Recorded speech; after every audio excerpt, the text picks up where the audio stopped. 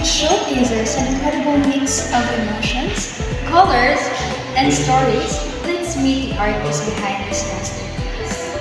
Here today, we have Halishan Aguilar, a young, beautiful, and inspiring artist from Villamananga, Butuan City.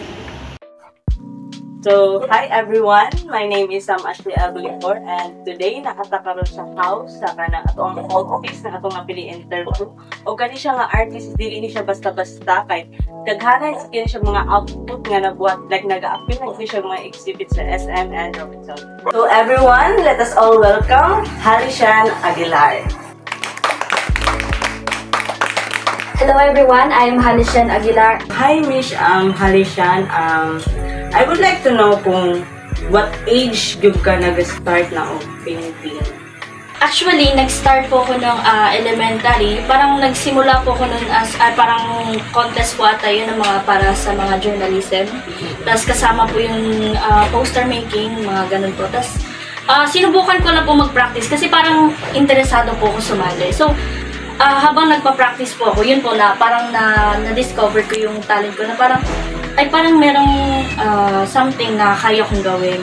Nag-appear na dito ka og contest. Do you still remember among first nga kanang mag-achievement or win sa imong first painting?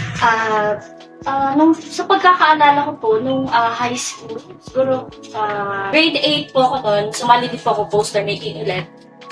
Nakuha ko po second place sa within the school lang. Sa family side, nabay ka nang into in anipod art nga pwede possible naka-influence pod sa imo?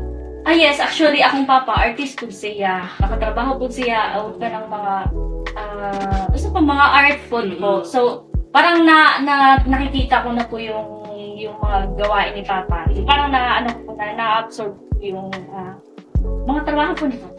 As an artist, naba po kayo mga na-receive ng mga negative notes inaala ba? Nabi yung mga negative na kanang ay gawin naman na have you received inaala? Negative po na sa tingin ko po nung sumali po ako ng exhibition, ito po yung dinisplay. Nung pagkarating ko po doon mismo sa mismong venue,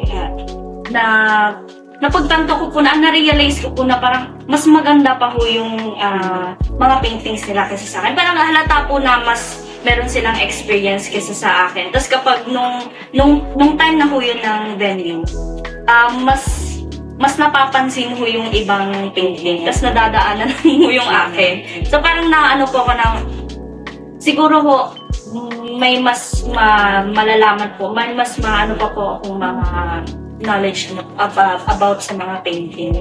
Hindi lang po basta pag-painting. So that's where you're coping up from yes. You learn. So now let's move to personal. What gonna push you na into arts na nilagyan? Actually, wala po akong masyadong exact reason, pero sa feeling ko lang po is parang nakakakuha po ako ng satisfaction kapag nakakaano po ako ng yung sakto na pag-drawing, lalo na po yung color blend, yun nakaka-satisfy po talaga ng kalooban, mga ganun po. So mas stress-free or mas stress-relief something in ana? Yes po. So, how about sa kanang art ni mo, like kani, movement to this, unsa sometimes mo ginagamit ka medium and ang ginagamit ko po for now is acrylic po kasi hindi pa ako masyadong magaling sa oil-based na mga paints. Pinapracticean ko pa po siya. So, ang lagi ko pong ginagamit, acrylic po. So, you're exploring pa? Yes. How about sa mga technique? Technique. Sa technique po, masasabi ko lang, medyo complicated po na. Lalo na po pagdating sa blush. Kasi po kapag sinasabi po natin blush, dapat every shade po ng brush, dapat kilalanin yung huno na bago kayo mag-painting, lalo na dito. Meron po siyang iba't ibang types ng paggamit ng lalo na po kapag buhok. Ang ginagamit po dapat kapag na-brush, pag is parang pointing something para mag-detail po na maayos yung buhok. So, every brush may a specific purpose. Yes po. May characteristic.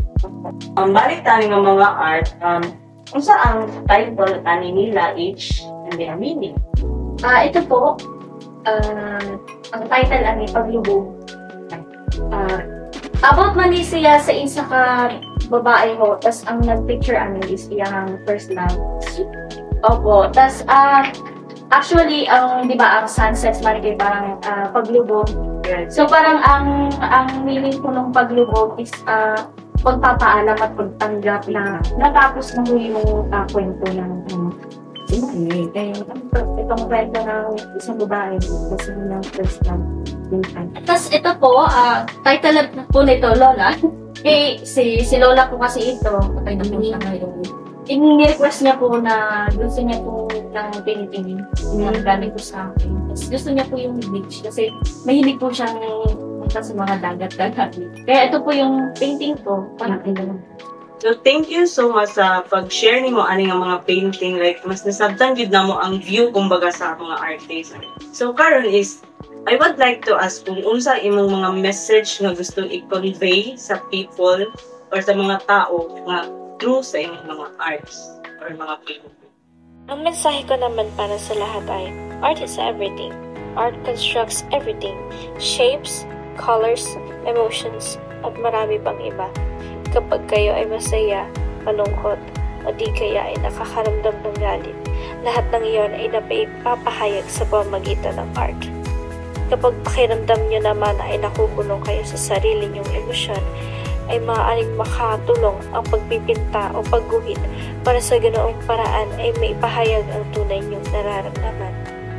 There's something more about the color blending, brush strokes, lines, at lahat ng makikita nyo sa art. And appreciating your own art tends to make you feel better. In conclusion, art serves as a powerful medium to express emotions, tell stories, and reveal deeper truths, as highlighted by Cassius quote.